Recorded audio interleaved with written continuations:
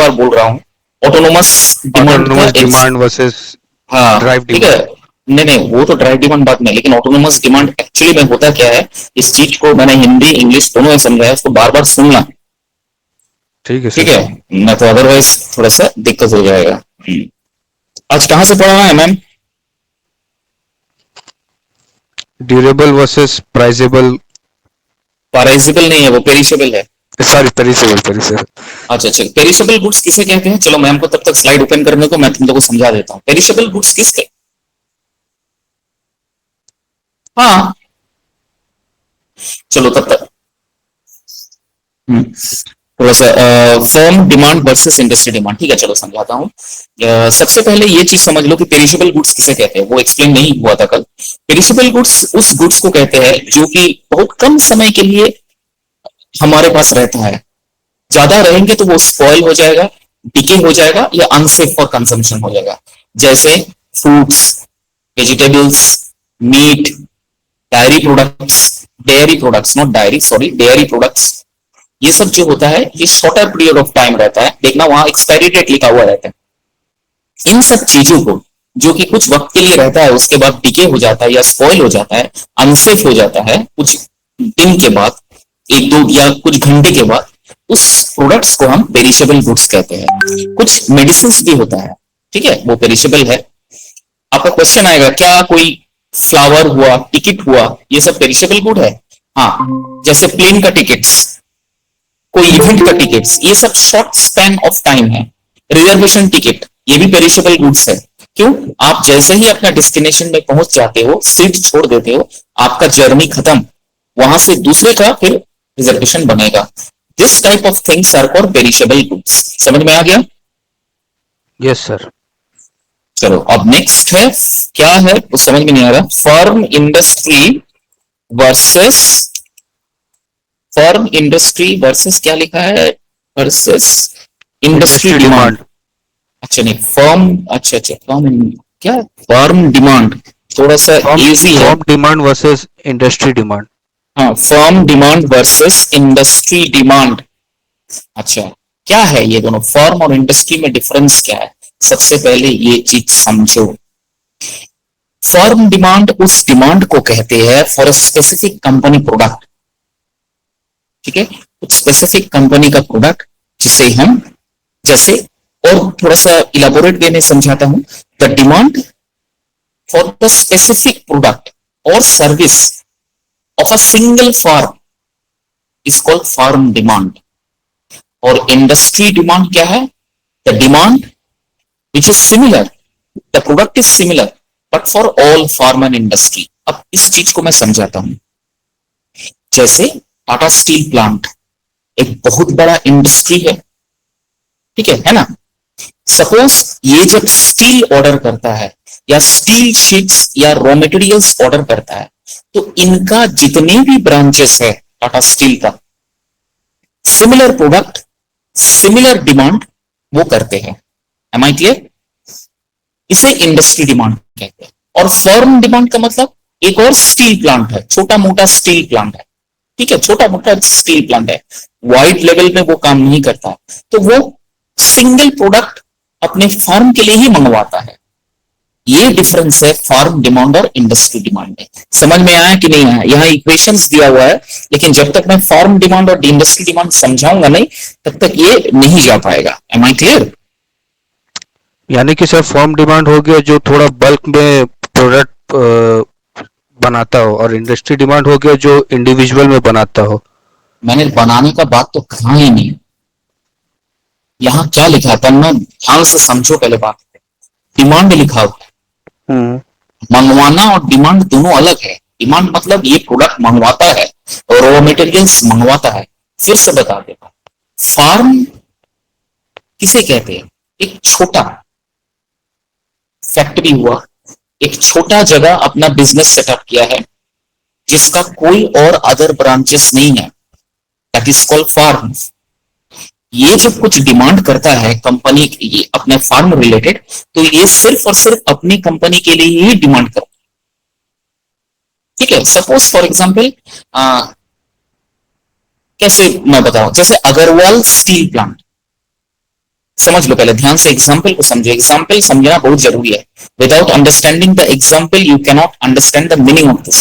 Complicated इसलिए बोल रहा हूं managerial formula. Suppose Agarwal steel plant. इस अग्रवाल स्टील फार्म एक छोटा मोटा फार्म है, इंडस्ट्री तो नहीं कह सकते। इसका कोई अग्रवाल का कोई अलग ब्रांचेस भी नहीं है। या फिर जैसे आप इधर आ जाओ थोड़ा सा, आप जानते नहीं हो सर, बागबेड़ा, या फिर आप थोड़ा सा और धाकेडी नहीं, ये आपका थोड़ा सा ये इडेलबेरा के पास आ जाओ। वहां पर एक और स्टील का छोटा मोटा फैक्ट्री लगा हुआ, इंडस्ट्री, छोटा फैक्ट्री लगा हुआ है, जिसे लाल स्टील कहते हैं। वो भी स्टील बनाता है, ठीक है। अब ये जब अपना सामान मंगवाता है, ये जब अपना प्रोडक्ट्स मंगवाता है, तो ये अपने कंपनी या अपने फार्म के लिए ही मंगवाता है। क्यों? इसका कोई अलग ब्रांच नहीं है। अग्रवाल स्टील प्लांट का कोई अग्रवाल ब्रांच नहीं है। ये कुछ भी जब मंगवाता है अपने सिंगल फार्म के लिए मंगवाता है। ये जो सिंगल फार्म के लिए प्रोडक्ट मंगवाना, इसे कहते हैं फार्म डिमांड, ठीक है। लेकिन वही जैसे टाटा स्टील प्लांट बहुत बड़ा इंडस्ट्री है, इसका बहुत सारा ब्रांचेस है, तो ये जब कुछ मंगवाते हैं तो ये थोक में मंगवाते हैं, सिर्फ अपने ब्रांच के लिए। अलग अलग जो भी ब्रांच है उसका रॉ मटेरियल्स वो मंगवा लेते हैं। तो ये जो थोक में मंगवाना हुआ, इसे इंडस्ट्री डिमांड कहते हैं। समझ में आया? पहले बताओ। Yes sir. तो फार्म डिमांड छोटा फार्म है जो अपना ही कंपनी के लिए प्रोडक्ट मंगवाता है, that is firm demand. Industry demand बहुत बड़ा डिमांड है, प्रोडक्ट्स मंगवाता है बहुत सारे इंडस्ट्रीज के लिए, बहुत सारा ब्रांचेस के लिए, उसे कहते हैं इंडस्ट्री डिमांड। पहला समझ में आ गया? ठीक है। This is the difference between firm demand and industry demand, ठीक है। Yes sir. अच्छा, यहां पर मैम ने क्या दिया, पहले ये चीज समझाना जरूरी था, उसके बाद देखो, the firm is single business unit. बहुत सुंदर बताई है मैम ने, दिया है। द फार्म जो है एक सिंगल बिजनेस यूनिट है, whereas the industry refers to the group carrying similar activity. Industry जहां पर ग्रुप एक्टिविटीज होता है, एक ही काम अलग अलग ब्रांचेस में होता है, दैट इज कॉल्ड इंडस्ट्री। दोनों तरफ से समझ लो, दोनों तरफ से समझ में आ गया। अब देखो यहां पर थोड़ा सा ये दिया हुआ है, टेबल दिया है, जैसे industry demand schedule, market demand schedule. अच्छा ठीक है, इंडस्ट्री डिमांड का शेड्यूल देखो, 15 रुपया प्राइस, क्वांटिटी डिमांड 10 केजी, 14 रुपया प्राइस, क्वांटिटी डिमांड 12 केजी, 13 रुपया प्राइस, क्वांटिटी डिमांड 15 केजी, 12 रुपया प्राइस, क्वांटिटी डिमांड 20 केजी, 11 रुपया प्राइस, क्वांटिटी डिमांड 25 केजी, 10 रुपया प्राइस, क्वांटिटी डिमांड 30 रुपया। समझ में आ रहा है? जहां पर जहां जैसा प्राइस फ्लक्चुएट हो रहा है, वैसा ही क्वांटिटी का डिमांड कभी बढ़ रहा है कभी घट रहा है। ध्यान से देखो, जब चावल 15 रुपया बोरा था, तब इंडस्ट्री ने individual demand, sorry not industry demand, individual demand, individual demand मतलब कोई भी एक पर्सन पकड़ लो, जब 15 रुपया केजी चावल था, तब क्वांटिटी का डिमांड कितना था? 10 किलो मंगवाते थे इंडिविजुअल, हम लोग 10 किलो मंगवाते थे। जैसा ही प्राइस 1 रुपया घटा, देखो डिमांड बढ़ गया तुरंत। 1 रुपया घटा मतलब 12 किलो लेके आते। जहां 13 रुपया एक और प्राइस घट गया, क्वांटिटी डिमांड बढ़ गया ऑटोमेटिकली, 15 रुपया हम डिमांड कर रहे हैं। जहां फिर 12 रुपया हो गया, 20 किलो मंगवा रहे हैं। जहां 11 रुपया हुआ 25 किलो, और जहां 10 रुपया हुआ 30 किलो। इसका मतलब है जैसे जैसे प्राइस घटता है, हम इंसानों का या हम कस्टमर्स का डिमांड ऑटोमेटिकली बढ़ते रहता है। ये हो गया। अब इसमें आ जाओ, मार्केट डिमांड्स। ये तो हो गया किसी भी इंडिविजुअल व्यक्ति का डिमांड्स, प्राइस घटेगा डिमांड बढ़ेगा, ये तो सिंपल है। अब मार्केट का डिमांड देखो, यहां पर जैसा ही 15 रुपया प्राइस होता है, 100 बोरा दुकानदार मंगवा लेता है। वैसे ही 14 रुपया हुआ 120 बोरा मंगवा लेता है, 13 रुपया हुआ 150 बोरा मंगवा लेता है, 12 रुपया हुआ 200 बोरा मंगवा लेता है, 11 रुपया हुआ 250 बोरा मंगवा लेता है, 10 रुपया हुआ 300 बोरा मंगवा लेते हैं। ठीक है, और एक एक प्राइस का बैग का प्राइस देखो 300 रुपया, बेच कितना रहा है वो 10 रुपया करके, मतलब 3,000 का प्रॉफिट। अगर हम 10 किलो 30 रुपया करके किलो 10 रुपया करके किलो 30 किलो लाते हैं तो एक एक किलो पर 3 रुपया करके दुकानदार प्रॉफिट लाभ कर रहा है। Am I clear? तो 10 किलो में 30 रुपया प्रॉफिट कर रहा है, तो 300 बोरा में वो टोटल प्रॉफिट कर रहा है 9,000 रुपया। Am I clear? इस तरह से कैलकुलेशन होता है। बोला, बताओ समझ में आया कि नहीं आया? Yes sir. पहला बेसिक रूल है, जैसा जैसा प्राइस घट रहा है हमारा डिमांड बढ़ रहा है।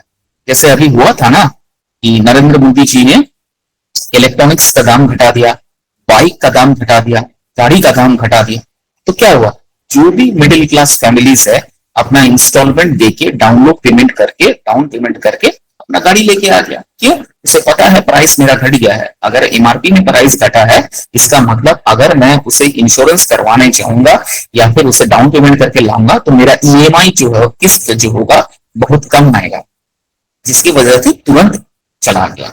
अब दुकानदार क्या किया, दुकानदार को पता था भाई इस साल दिवाली में मेरा गाड़ी बिकने वाला है, उसने क्या किया, ज्यादा से ज्यादा मार्केट में माल उठा लिया कम दाम में और अपना ही प्राइस कुछ उसमें ऐड करके कस्टमर को बेच रहा है।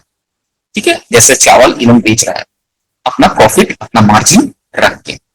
ठीक है, इस चीज को एक बार तुम बढ़िया से देख लेगा तो तुमको समझ में आ जाएगा कि इंडिविजुअल डिमांड क्या है और मार्केट डिमांड किस तरह से बनता है, दुकानदार किस तरह से एक एक बोरा में प्रॉफिट इनकम करता है।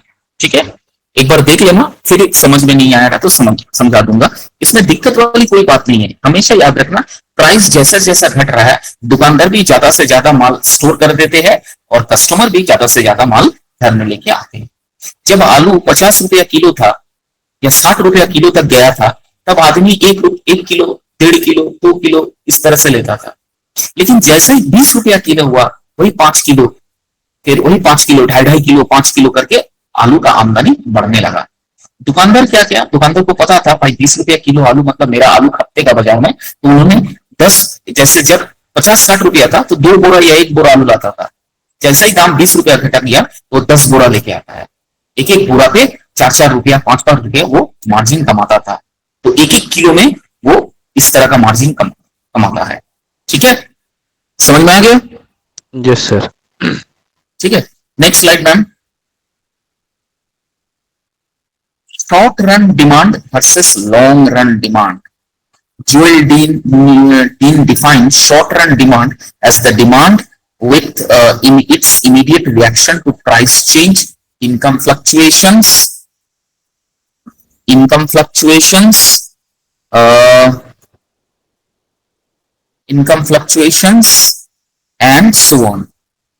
शॉर्ट डिमांड्स का मतलब क्या है, डिमांड्स जहां पर ये छोटे मोटे हम लोग जो डेली दाल चावल सब्जी हम घर से खरीद के लेके आते हैं, इस तरह का डिमांड्स को हम शॉर्ट डिमांड कहते हैं। क्यों? अगर यहाँ पर प्राइस ऊपर नीचे हुआ तो फर्क तो पड़ेगा, लेकिन हमें तो चलना है ना, हमें तो खाना खाना है। आलू का दाम बढ़ गया, प्याज दाम बढ़ गया, टमाटर का दाम अगर बढ़ गया, ये सब शॉर्ट डिमांड्स है। रोजमर्रा जिंदगी में ये सब हमारा रिक्वायरमेंट है। तो इसका अगर दाम ऊपर नीचे हो जाए फिर भी हमारे घर में या किसी के घर में ये चीजें आना बंद नहीं होता है। आलू जब 60 रुपया किलो था, बताओ तो किसी के घर में ऐसा था जिसका आलू बंद हो गया है? नहीं हुआ है, हम खाते हैं। तो इस तरह का डिमांड जहां पर फ्लक्चुएट प्राइस होने से भी, प्राइस फ्लक्चुएट ऊपर नीचे होने से भी फर्क उतना नहीं पड़ता है, क्योंकि ये रोजमर्रा की रेगुलर इंपॉर्टेंट है और हमें जैसे भी करके कम हो ज्यादा हो हमें लाना है। इस तरह का डिमांड को शॉर्ट डिमांड्स कहते हैं। और लॉन्ग रन डिमांड किसे कहते हैं? लॉन्ग रन डिमांड उस डिमांड को कहते हैं जहां पर हमेशा ही प्रोडक्ट्स का इंप्रूवमेंट होता है, प्रमोशंस होता है और कुछ वक्त के लिए या बहुत ज्यादा वक्त के लिए उसमें न्यू इनोवेशंस होने लगता है। जैसे पहला जब मार्केट में एक्टिवा आया था तब एक्टिवा का कोई सीरीज था? एक्टिवा 2 चक्का का गाड़ी है, बॉडी उसका जो है वो सब कुछ बिल्कुल बराबर है, लेकिन कंपनीज वाला ने लॉन्ग टर्म डिमांड्स के लिए अपना प्रोडक्ट का स्टाइल, अपना प्रोडक्ट का डिजाइन सब कुछ बेच दिया है। सपोज करो 125 या 110 सीसी का एक्टिवा है, मॉडिफिकेशन क्या किया है, बॉडी को थोड़ा सा मॉडिफाइड कर दिया है, टेल लाइट को थोड़ा लंबा कर दिया है, सीटिंग कैपेसिटी थोड़ा बढ़ा दिया है, लेग स्पेस थोड़ा सा बढ़ा दिया है, और बाजार में नए दाम में सेल कर रहा है। जैसे एक्टिवा 2 आया है, एक्टिवा 3, एक्टिवा 4, एक्टिवा 5, एक्टिवा 6, ये जैसे जैसे मार्केट में आया है बहुत सारा मॉडिफिकेशंस करने लगा है, क्योंकि एक्टिवा कंपनी को पता है कि मुझे अगर बिजनेस में लॉन्ग रन करना है तो मुझे हर साल कुछ ना कुछ अपना मॉडिफिकेशंस गाड़ी में करना ही पड़ेगा। अदरवाइज कंपनीज, इतने सारे ब्रांड्स, इतने सारे कंपटीशंस बाजार में आ गए हैं तो मुझे टिकना मुश्किल हो जाएगा। जब जुपिटर का नया वर्जन आया है, देखा जुपिटर का नया वर्जन ब्लू वाला कलर, कितना डायनामिक उनका लुक्स है, इतना सुंदर लुक्स है, मार्केट पूरा खत्म कर दिया था एक्टिवा का ये गाड़ी के लिए। ये जुपिटर का जो नया अभी सीरीज वाला मॉडल आया है इतना जबरदस्त है, इसका लुक, इसका डिजाइन, कैपेसिटी, लेग स्पेस। पहले तो एक हेलमेट लगते थे, अभी तो आप 3 हेलमेट रख सकते हो अंदर, इतना सुंदर। और सबसे पहले फ्यूल को डालने में थोड़ा सा दिक्कत होता था, अभी फ्यूल टैंक सामने कर दिया है, चार्जिंग पॉइंट, पोर्टेबल चार्ज, आप अपना वाईफाई से कनेक्ट कर सकते हो अपने फोन के माध्यम से बाइक को, सब कुछ उस बाइक में डाल दिया, उस गाड़ी में डाल दिया। एक्टिवा का बाजार 6 महीने के लिए स्टैग्नेंट कर दिया था ये जुपिटर जब से आया था। ये सब क्या है, ये सब लॉन्ग रन डिमांड्स के लिए किया जाता है ताकि वो बिजनेस में टिका रहे, ऑर्गेनाइजेशंस आगे बढ़े। Am I clear? This is the difference between short term demand and long run demands. Am I clear? Yes sir. ठीक है, अच्छा एक और है new demand versus replacement demand. New demand refers to the demand for the new products. ठीक है, automatically समझ में आ रहा है, नए डिमांड्स, नए प्रोडक्ट के लिए हम डिमांड्स करते हैं। ठीक है, फॉर एग्जाम्पल यही एग्जाम्पल मैं देता हूं, रिपीट करता हूं।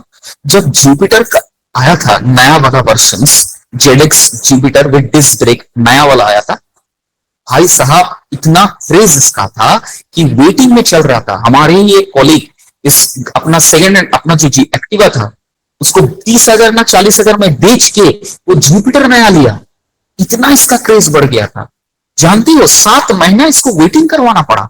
After that he get the key for that particular ये बाइक, स्कूटी। तो ये इसे कहते हैं न्यू डिमांड्स। ठीक है, और रिप्लेसमेंट डिमांड क्या है, एग्जिस्टिंग है, आपके पास स्टॉक एग्जिस्ट है, आप चाहते हो उसको रिप्लेसमेंट करना। जैसे फॉर एग्जाम्पल,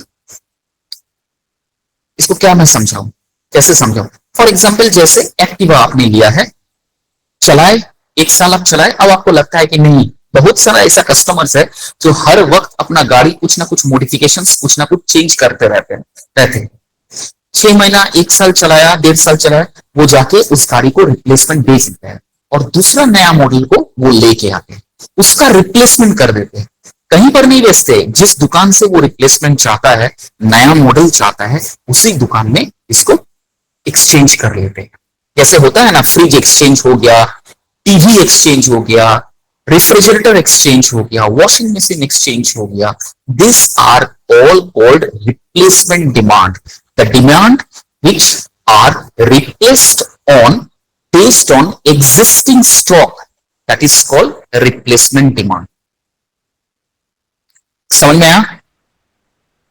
यस सर।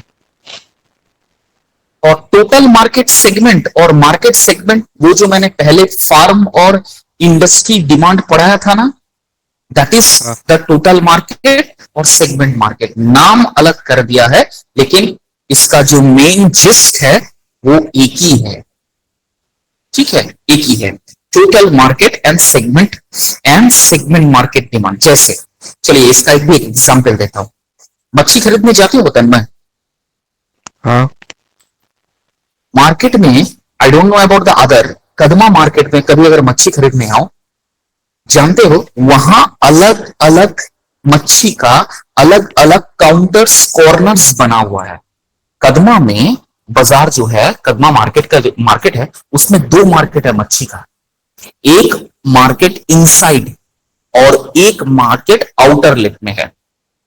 जो राहू मछली, कतला मछली, बड़े बड़े मछली, उनका काउंटर्स अलग अलग है। और जो छोटे छोटे मछली बेचते हैं, जो रेगुलर लाते हैं, छोटे छोटे जाल फेंक के लाते हैं, उनका अलग बना हुआ है। This is the similar as total market and segment market. For example, आप मंडे टू लेके संडे तक आप मार्केट में अगर जाइएगा, सॉरी, एम आई ऑडियबल? हाँ, यस सर। आप मंडे से लेके संडे तक पूरे ये सातों दिन, थर्सडे, फ्राइडे, मंगलवार, जो दिन आ रहा है, एकादशी, वो सब, आप जब जाइएगा मार्केट में तो देखिएगा जो बिग सेलर्स है मार्केट के, जो मार्केट को, जो टोटल मार्केट को कवर करते हैं, ठीक है, वो एवरी डे, एवरी टाइम, सुबह से लेके शाम तक, रात तक वो बैठ के मछली करते हैं। क्यों? उसको पता है कि this market and these products are in huge demands। इसलिए ये मार्केट, जो बड़े वाले मछली है, इसका मार्केट बंद नहीं होता है, ये टोटल एरियाज को कवर करते हैं। वहीं पर ये जो पेरिशेबल या सेगमेंट मार्केट है, छोटा छोटा सेगमेंट वाइज बिखरा हुआ है, ये छोटे छोटे जो मछली लेके, चारा मछली लेके जो बैठते हैं, इनका मार्केट बुधवार, फ्राइडे या संडे को ही सबसे ज्यादा होता है। Why? Because they know the customer prefer to have this quality of fish only this particular date, only this particular date. That is the difference between total market and segment market. इसी तरह से total market जो होता है, उसका demand देख लीजिए, उसका सप्लाई देख लीजिए, उनका प्रोडक्शन देख लीजिए, वो पूरा टोटल एरिया ऑफ मार्केट को कवर करता है। वही सेगमेंट मार्केट जो होता है, उनका डिमांड्स बोलिए, उनका प्रोडक्शंस बोलिए, उनका सेल्स बोलिए, वो छोटे एरियाज में लोकेटेड होता है और छोटे छोटे पार्ट में वो सेगमेंटेड वाइज डिवाइड होता है, जिसकी वजह से टोटल मार्केट का डिमांड्स जो होता है हर समय हाई लेवल पे रहता है as compare to segmented market. अब जिसके घर में कुछ प्रोग्राम्स है, कुछ फंक्शंस है, वो क्या छोटे छोटे मछली खरीदने के लिए जाएंगे ना बड़े मछली के पास जाएंगे? इसीलिए एग्जाम्पल्स को समझो। इसीलिए मैंने कहा this market cover the entire production areas.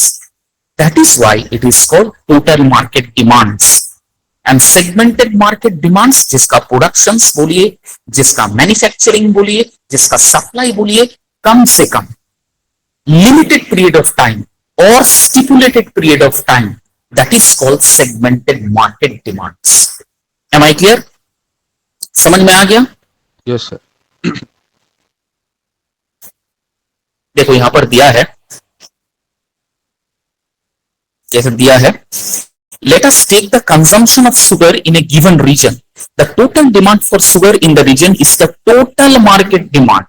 जैसे मैंने बड़े मछली का एग्जांपल दिया, राहू मछली, कतला मछली, हिल्सा मछली, मतलब जो बड़े बड़े बिजनेस सेलर्स है, बायर्स है, मतलब ये तो सब आंध्रा से आता है ना, ये सब तो ये लोग ट्रांसपोर्ट, ट्रक भर के ट्रांसपोर्ट करके लाते हैं। कदमा एरियाज में every day, you unbelief, you can, आप अगर सुबह 5-4 बजे चले जाइए, आंध्रा का जो ट्रक्स आता है वो साक्षी में डिपोट होता है मार्केट, वहां से every day near about tons and tons of fish exported to, imported to Kadma markets. तो मैंने जहां से लेता हूं, मैंने उनसे कहा, बोले देखिए सर, हम लोग का 12 महीना, 12 साल, 365 दिन यही जगह पर हमको मछली बेचना है। आई हैड टू सेल, मेरा एक दिन भी छुट्टी नहीं, चाहे वो ये हो चाहे वो, क्यों? हमारा डिमांड ही वैसा है। आपको क्या लगता है हमारा डिमांड सिर्फ और सिर्फ कदमा आपके घर तक है? हमारा ऑनलाइन डिमांड्स होता है, जानते हो ना तन्मय, बिग बास्केट्स भी दे आर ऑर्डरिंग। आप बिग बास्केट से आप फिश ऑर्डर कर सकते हो, मालूम है, chicken, fish, prawns, what ever the fishes, this type of perishable goods you want, you can means there is an app is there, big basket app, through the app you can take that food. तो बोलता है ये सब कहां से आता है sir, हमारे पास से जाते हैं, इसलिए हमारा मार्केट क्लोज नहीं हो सकता है। हमारा जब डिमांड रहता है मतलब समझ लिए पूरा टोटल डिमांड पूरा जमशेदपुर का है। This type of market is called total demand market, clear है। और ये जब स्केर्सिटी में आता है, ये जब प्रॉब्लम्स में आता है, तो पूरा देखिएगा, जब आलू का प्रॉब्लम्स हुआ था, जब आलू 60-70 रुपीज पर किलो चला गया था, तो ये प्रॉब्लम सिर्फ और सिर्फ कदमा एरियाज नहीं था, टोटल जमशेदपुर नहीं, टोटल झारखंड में ये प्रॉब्लम था। Am I clear? This is why this type of products comes under total demand products or total market product demands. Clear है? Yes sir. Next slide ma'am. Factors, कौन कौन से फैक्टर्स है हम डिटरमाइन कर सकते हैं कि डिमांड कैसा है? प्राइस ऑफ द प्रोडक्ट पहला, दूसरा है income level of the consumer, तीसरा हम डिटरमाइन कैसे करें, डिमांड्स का डिटरमाइन कैसे करें, भाई इस प्रोडक्ट का डिमांड मार्केट में ज्यादा है या इस प्रोडक्ट का डिमांड मार्केट में कम है, हम कैसे समझे, उसका 5-6 पॉइंट्स या 10 पॉइंट दिया हुआ है। पहला, प्राइस ऑफ द प्रोडक्ट, सबसे पहला जो प्रोडक्ट हम खरीदने जा रहे हैं उसका प्राइस। दूसरा, income level of a consumer, उस कंज्यूमर का इनकम लेवल क्या है। अमूल का, तन्मय, अमूल का 1 केजी या 5 केजी जो टेट्रा पैक्स आता है, not tetra pack, refill PACS जो आता है, प्राइस कितना है बता, मालूम है तुमको? अमूल का जो सूखा दूध वाला होता है ना, पाउडर मिल्क, जो हम लोग चाय बना के पीते हैं, उसका 1 किलो का प्राइस नियर अबाउट 400 टू, यार कहां पर है ओ, near about, I forgot the price, 500 to 600 rupees, ठीक है। 200 बहुत ज्यादा प्राइस है अमूल का, जो सूखा वाला पाउडर है।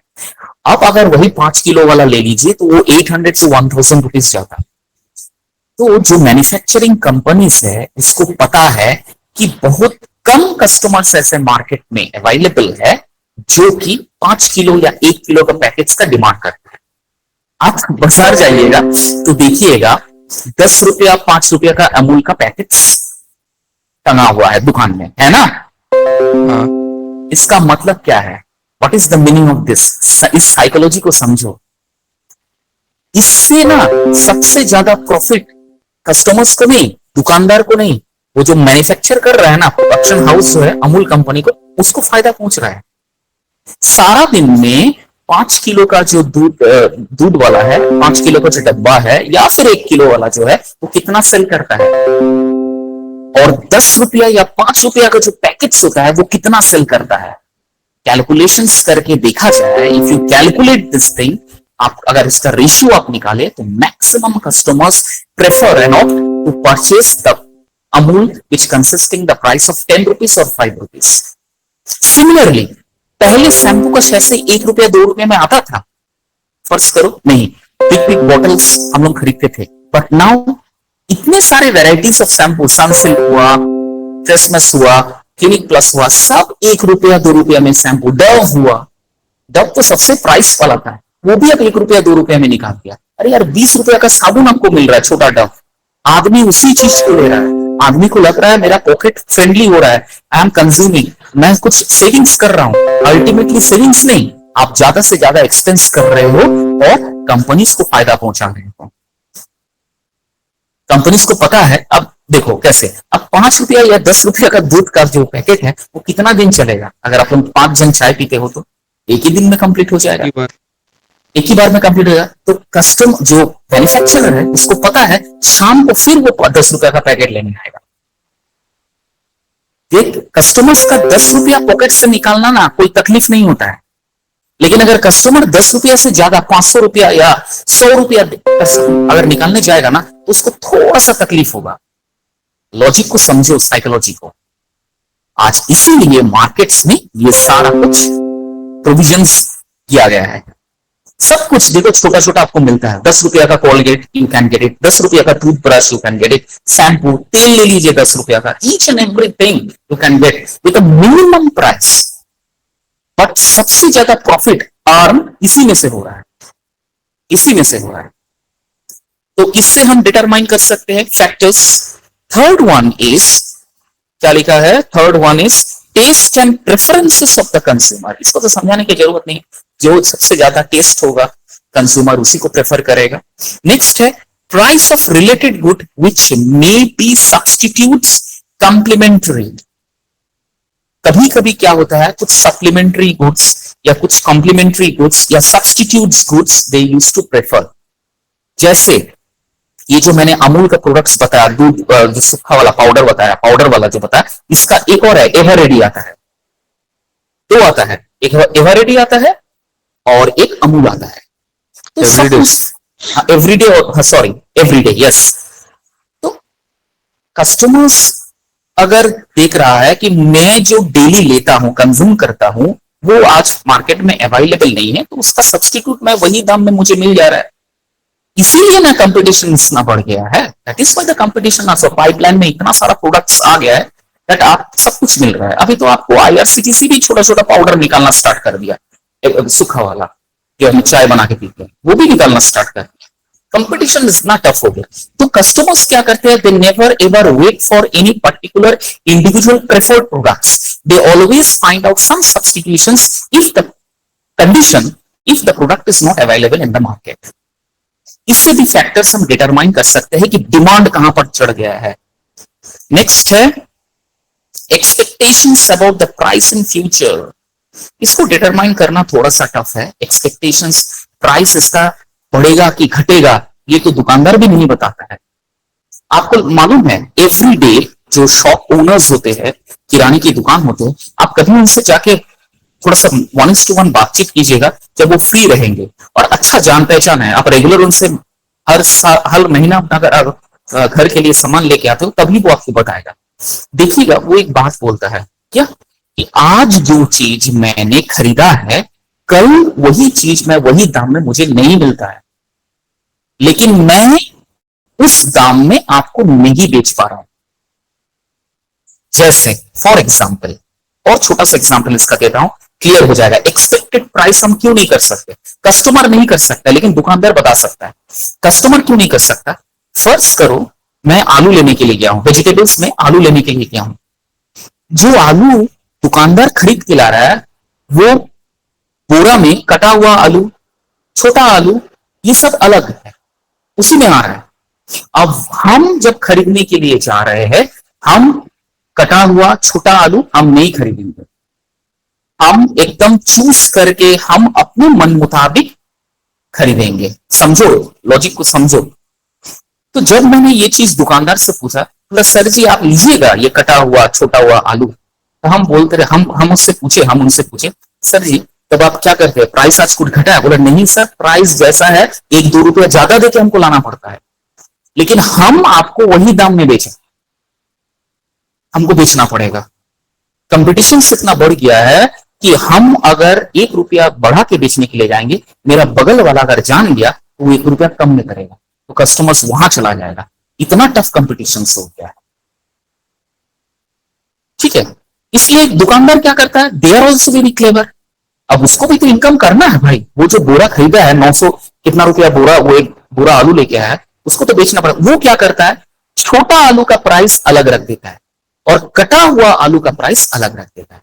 अब जो कटा हुआ प्राइस का आलू है जो है वो कौन लेके चल जाता है, जो होटल्स होता है, जो रेस्टोरेंट चलाता है, ये सब बड़ा कटा हुआ आलू लेके चला है। गोलगप्पा का दुकान, गोलगप्पा जो चलाता है वो कभी छोटा आलू नहीं खरीदेगा, वो बड़ा बड़ा थोड़ा सा सड़ा होगा वो भी ले लेगा, क्योंकि पता है मेरा 5 रुपया यहाँ पर मुनाफा हो रहा है। और छोटा आलू कौन सा लेगा, जो रेगुलर एम्प्लॉइज है, जो छोटे मोटे काम करता है, उसको पता है मैं 25 रुपये आलू खरीदने के लिए जाऊंगा, मेरे 10 रुपये एक्स्ट्रा पे करना पड़ना पड़ेगा। अगर मैं 1 किलो 15 रुपये में छोटा आलू मिल रहा है तो इसमें दिक्कत क्या है, मैं 1 रुपया 15 किलो में, मतलब 15 रुपये किलो, 1 किलो वाला आलू 15 रुपये में लेके आ जाऊंगा। इससे फायदा क्या हो रहा है, देखो लॉजिक समझो, दोनों तरफ से इनकम हो रहा है उसका, दोनों तरफ से। वो 25 रुपया जो हम लोग से ले रहा है उसका फ्रेश इनकम, 15 रुपया उसका भी वो इनकम हो रहा है, और बड़ा आलू जो वो बेच रहा है उसका भी एक इनकम हो रहा है। तो अगर हम कैलकुलेशंस करें तो वो एक बोरा जो 912 रुपया दे के वो लाता है, वो पूरा पूरा 1,500 रुपया एक बोरा का आलू का वो उठा लेता है। अब 912 रुपया और 1,500 माइनस करो तो वो उसका प्रॉफिट हो गया है। Understood? This is the way you can determine the factors, price and demand of any good. समझा पाया? Yes sir. समझ में आ गया? Yes sir. ये सब चीजें ना कभी दुकान में जाके ये सब चीजें देखो थोड़ा सा। ये सब चीजें बहुत बड़ा ह्यूमन साइकोलॉजी है, इसलिए माइक्रो इकोनॉमिक्स को, not micro economics, sorry, marginal economics को साइकोलॉजी के साथ जोड़ा है। And you will going to get the questions why this micro sorry marginal economics considered as a human science और ह्यूमन साइकोलॉजी। तो दीज जो examples मैं आपको दे रहा हूं, relevant examples, this will going to enhance your answer. यही आपको आंसर में लिखना है, तो आपको अच्छा मार्क्स मिलेगा। ये एग्जाम्पल है, ये ह्यूमन साइकोलॉजी है ना। अब मैंने जो एग्जाम्पल आपको अभी आलू वाला दिया है, वेजिटेबल्स जो आलू सेल कर रहा है, पोटैटो सेल्स कर रहा है, मैंने जो एग्जाम्पल दिया है एकदम 100% करेक्ट एग्जाम्पल है, साइकोलॉजी। मैं तो कटा आलू लूंगा नहीं, आप भी नहीं लीजिएगा, छोटा आलू आप भी नहीं लीजिएगा। वो क्या करते हैं, शॉर्ट कर देते हैं और तीनों को अलग से बेचते हैं, अलग अलग अलग। लहसुन खरीदने चले जाइए, 3 क्वालिटीज ऑफ लहसुन आर देयर। छोटा पील वाला जिसका पील थोड़ा सा पतला है, एक बड़ा पील जिसका मोटा है, और एक मिक्सिंग छोटा मोटा सब। वो भी तीनों प्राइस में बेचता है। This are the strategies, techniques develop by the shop owners, vegetables owners and all. अब बताओ, ये कोई मार्जिनल इकोनॉमिक्स, मैनेजरियल इकोनॉमिक्स पढ़ के आया गया? इसको कोई पढ़ाया है? बताओ। नहीं। ये सब कोई बुक्स में आपको है that you need to sell your goods dividedly? If you found this type of goods in your areas, you need to sell it separately according to size, according to the demand, according to the price, sell the goods separately. कोई marginal economics में लिखा नहीं है। These are all practical tools you need to find out while reading managerial economics. इसलिए मैंने कहा managerial economics बहुत बड़ा साइंस है। It cannot be understood in one day. बहुत बड़ा साइंस है, इसका कंसेप्ट है, बाहर नहीं है, लेकिन आपको फाइंड आउट करना पड़ेगा। जैसे भागवत गीता आप अगर एक बार पढ़ोगे, आप उसका मीनिंग्स का कुछ मतलब नहीं निकाल पाओगे। It's very difficult to find out the meaning. जैसे एक एग्जांपल देता हूं, भगवान कहते हैं आप कर्म जो कर रहे हो उसको निष्काम भाव से करो, और निष्काम कर्म जो कर रहे हो उसको कर्म समर्पण करके करो। अब इसका क्या मीनिंग निकालोगे? बहुत इन-डेप्थ मीनिंग्स है भगवान के श्लोक में। गीता की 3री अध्याय कर्म योग में ये अध्याय, ये मेंशन है। अब इसका मीनिंग्स आप कैसे निकालोगे? इसके लिए तो स्पिरिचुअल गुरु जो इसके बारे में सबसे अच्छा जानकारी है वही आपको टीच कर सकता है। Am I clear? तो same such like that managerial economics में these all points are relevant points are there, but you need to figure it out. You need to find it out which one is relevant for my business.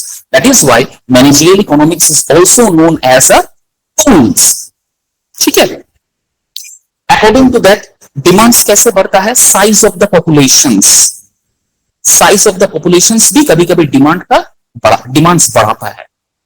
अब गांव देहात areas में अगर आप कोई showrooms open करोगे तो automatically according to the size of the populations, according to the environment, automatically the demands and price will always be low as compare to the price which we are purchasing at the posh areas.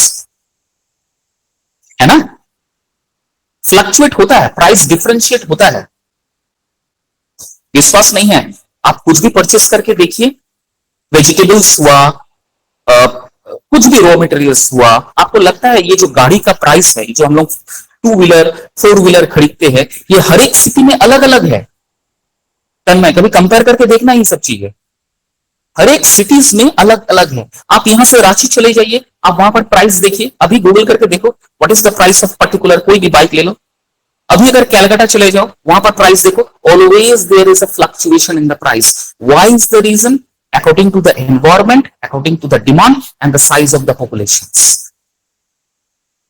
Clear है? Yes sir. Distribution of consumers over different regions, ये जो मैंने अभी बताया है same चीज यहीं पर लिखा हुआ है.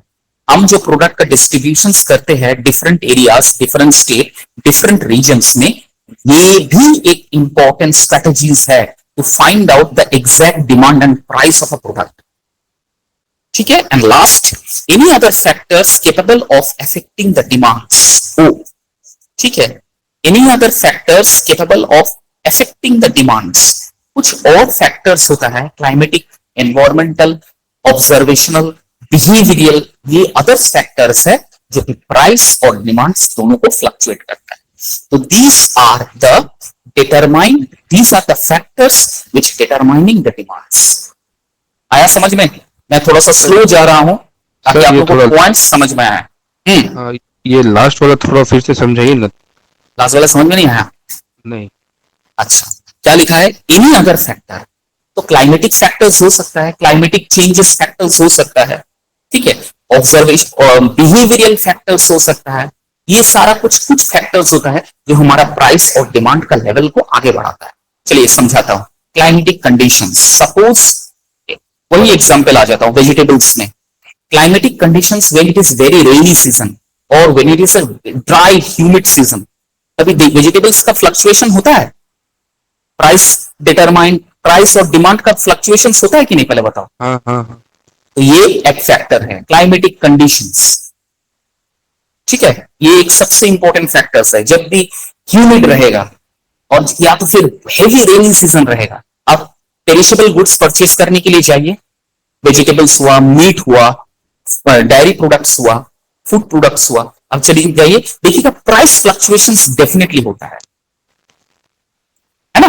प्राइस ऑटोमेटिकली फ्लक्चुएट्स होता है अकॉर्डिंग टू द डिमांड्स. ये एक फैक्टर हो गया. अच्छा, एक और फैक्टर है बिहेवियरल फैक्टर्स. ये भी एक फैक्टर्स है. रैशनल फैक्टर्स, ये भी एक फैक्टर्स है. अब बिहेवियरल फैक्टर्स मतलब कभी कभी क्या होता है कि बिहेवियरल फैक्टर्स मैं कैसे बोलूं, ये हम ना पॉलिटिकल्स के साथ जोड़ना चाहते हैं. I need to meet up with the political scenarios. जैसे वेस्ट बंगाल से वेजिटेबल्स का रफ्तानी बंद कर दिया गया था. न्यूज पढ़े हो कि नहीं मुझे पता नहीं. In the year 2025 in the month of April और मई, ममता बनर्जी वहां के जो सरकार है, उन्होंने कहा था कोई हमारा देश का सामान बाहर नहीं जाएगा.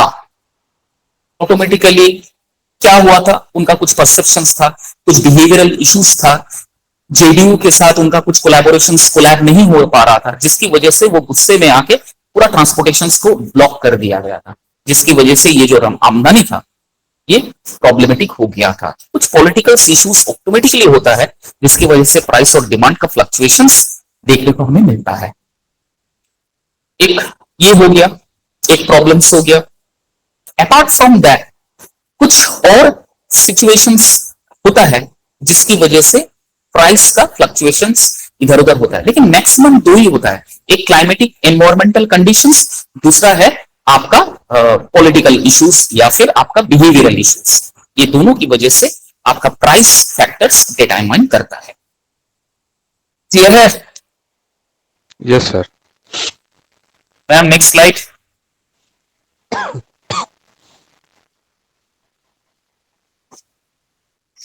अच्छा, यहां तो मैथमेटिकल कैलकुलेशंस दे दिया गया है. डिमांड फंक्शंस, ये एक मैथमेटिकल कैलकुलेशंस है. जो पिछले वाला स्लाइड में देखो, मैम ने जो फैक्टर्स डिटरमाइनिंग दिया ना डिमांड, उसमें देखो लास्ट में E D Q S P I P R S P A E D C O, ये सब नेक्स्ट स्लाइड में जब जाएंगे ये फैक्टर्स डिटरमाइनिंग है. ठीक है, अब नेक्स्ट स्लाइड में चलिए. नेक्स्ट स्लाइड में चलिए तो मैथमेटिकल डिमांड्स में जब देखो दिया है क्वालिटी डिमांड या quantity demand equal to functions F, first bracket open, P I T P R E P D C A O, ये सब फैक्टर्स इंक्लूड होता है. देखो price of product, income of consumer, price of substitutions और complements and taste and preferences, ये एक mathematical calculation है। Quality quantity का डिमांड्स या क्वालिटी ना क्वांटिटी का demand equal to factors, F means factors, ठीक है। फर्स्ट ब्रैकेट ओपन, उसके बाद ये सारा कुछ चीजें। तो आप लोग बॉडमस रूल पढ़े हो? Have you read BODMAS rule? जानते हो ना, ब्रैकेट ऑफ मल्टीप्लीकेशंस, उसके बाद एम ए एडिशन, सब्सट्रैक्शंस, इस तरह से कैलकुलेशंस किया जाता है। तो पहले ब्रैकेट वाला काम करेंगे। ब्रैकेट को उठाने के लिए क्या करेंगे? ब्रैकेट्स को जब उठाएंगे सबसे पहले हम लोग ब्रैकेट का काम करेंगे। तो ब्रैकेट जब उठाएंगे इसको मल्टीप्लीकेशंस में ले आएंगे। क्लियर? अगर कॉपी पेन रहता तो मैं कैलकुलेट करके आप लोगों को बता देता हूं। इस फैक्टर से क्वांटिटी डिमांड या क्वालिटी डिमांड को डिटरमाइन किया जाता है, ठीक है। ये समझ लीजिए आपके ये सब मैथमेटिकल कैलकुलेशंस मैनेजरियल इकोनॉमिक्स में शायद क्वेश्चंस नहीं आता है as far as I know. आपका माइक्रो इकोनॉमिक्स मैक्रो इकोनॉमिक्स में कुछ फंक्शंस है, उसमें अगर है तो कुछ मैथमेटिकल कैलकुलेशंस एग्जामिनेशंस में मिलता है, लेकिन managerial economics is completely theoretical paper. और हाँ, इसमें स्टैट्स है, स्टैटिस्टिकल्स है, अकाउंट्स है, वो कैलकुलेशंस आपको करना पड़ेगा अगर है। मुझे पता नहीं सिलेबस क्या है, बट मुझे थोड़ा सा नॉलेज है इसके बारे में। स्टैटिस्टिकल्स और अकाउंट्स का रिलेटेड आपका मैनेजरियल इकोनॉमिक्स में कैलकुलेशंस रहता है, ठीक है। Next slide ma'am. Elasticity of demand, flexibility. Elasticity means just like a rubber band. Flexibility in demand. ये बहुत इंपॉर्टेंट क्वेश्चन है। What is elasticity of demand? Most of the time, देखो क्या लिखा है, it is not enough to understand the increase or decrease in the price and its consequential impact of change in the quantity and demand. It is necessary to find out the extent of increase or decrease in each of the variables for taking certain managerial decisions. This paves the way for the concept of elasticity of demand. The term elasticity is defined as the rate of responsiveness in the demand of a commodity of a given change in price or any other determinants of demand. In other words, it explains the extent of change in quantity demanded because of a given change in the other determining factor, may be price or any other factors. ये जो mathematical calculations है ना तन्मय, ये mathematical calculations based on elasticity of demand होता है। Elasticity of demand किसे कहते हैं? जब डिमांड और प्राइस दोनों का डिटर्मिनेशंस हम समझ में नहीं आता है, या फिर ऐसा बता सकते हैं जब प्राइस और डिमांड का इक्विलिब्रियम स्टेज होता है, इक्वल स्टेज होता है। हमें पता नहीं होता है कि डिमांड बढ़ा है या प्राइस बढ़ा है, या प्राइस घटा है या डिमांड बढ़ा है, या डिमांड घटा है प्राइस बढ़ा है। वी डजंट फाइंड आउट और we doesn't fail to figure it out which is higher compare to demand और प्राइस। इस सिचुएशंस को कहते हैं इलास्टिसिटी ऑफ डिमांड। अब इस इलास्टिसिटी ऑफ डिमांड को क्लियर करने के लिए जो प्रोडक्शन टीम है, अकाउंटेंट्स है, या फिर जो एचआर अकाउंटेंट है, बहुत बड़े ऑर्गेनाइजेशन में इस तरह का डेजिग्नेशंस रहता है, ठीक है। अकाउंटेंट मैनेजर हुआ, आपका चीफ अकाउंटेंट ऑफिसर हुआ, डेजिग्नेशंस रहता है। They find it out through mathematical calculations कि अभी इसका क्या एग्जैक्ट प्राइस है। बेस्ड ऑन दैट वो डिटरमाइन करते हैं कि सामने जाके आगे जाके हम इस प्रोडक्ट को कंटिन्यू करेंगे ना फिर हम कोई substitute product on behalf of this हम लेके आए। इस तरह का कैलकुलेशंस को हम इलास्टिसिटी ऑफ डिमांड कहते हैं, जहां पर हमें पता नहीं चलता है बेसिकली कि प्राइस बढ़ा है कि डिमांड घटा है, या डिमांड घटा है कि प्राइस बढ़ा है, हम डिटरमाइन नहीं कर सकते। जैसे इसका सबसे सीधा साधा एग्जांपल आप ले लीजिए, मेडिसिन। आप मेडिसिन ले लीजिए, एवरी डे अगर आप मेडिसिन लेने के लिए जाइए, एक हफ्ते बाद आप मेडिसिन लेने के लिए जाइए, आप देखिएगा नेचुरली या ऑटोमेटिकली द प्राइस फ्लक्चुएट्स। अब आप दुकानदार को बोलिएगा कि सर जी ये प्राइस एक हफ्ता पहले मैंने ये लिया, अभी ये है, क्या डिमांड इसका बढ़ गया है? दुकानदार भी बोल नहीं पाएगा कुछ, अरे पता नहीं भाई साहब, पता नहीं। कभी बोलेगा सर वहां पर स्ट्राइक चल रहा है, अरे डिमांड प्रोडक्शन नहीं हो रहा है, या अरे सप्लाई कम हो गया है, कुछ ना कुछ वो अपना बहाना देंगे, लेकिन उनको भी पता नहीं है कि क्यों ऐसा हो रहा है, प्राइस हर हफ्ते फ्लक्चुएट क्यों हो रहा है। जैसे शेयर मार्केट में होता है, उसी तरह मेडिसिन में भी होता है। आप जो मेडिसिन लेने के लिए चाहिए, एक वीक बाद देखिए उसका प्राइस इधर उधर हो जाएगा, या तो 1 रुपया बढ़ गया, 1 रुपया घट गया, मैक्सिमम बढ़ने का ही चांस होता है, घटने का नहीं होता है। आप दुकानदार को पूछिएगा, दुकानदार अलग जवाब दीजिएगा, जिसका कोई पैर हाथ पैर मालूम नहीं है। This type of things is called elasticity of demand, जहां पर पता नहीं चलता है कि एक्चुअली में क्या रीजन। तो यहां पर काम आता है चीफ अकाउंटेंट ऑफिसर का, वो पता करते हैं और फिगर आउट करते हैं कि एग्जैक्टली अभी पोजीशंस क्या है और एग्जैक्टली इस गुड का प्राइस क्या है। Am I clear? This is called elasticity of demand. Clear है? Yes sir. अब जितना मैंने लेक्चर दिया है, थोड़ा थोड़ा ही जाना पड़ेगा, बहुत स्पीड में जाऊंगा तो कुछ समझ में नहीं आएगा। ये जितने भी मैंने एक्सप्लेन करके आपको बताया है, दोबारा इस चीज को रिकैप्चुलेट करके सुन लेना। You recapitulate this and listen 2 और 3 टाइम्स, तब आपको समझ में आ जाएगा। क्लियर है? चलिए आज यहीं पर स्टॉप करते हैं। Okay sir. चलो, thank you all of you.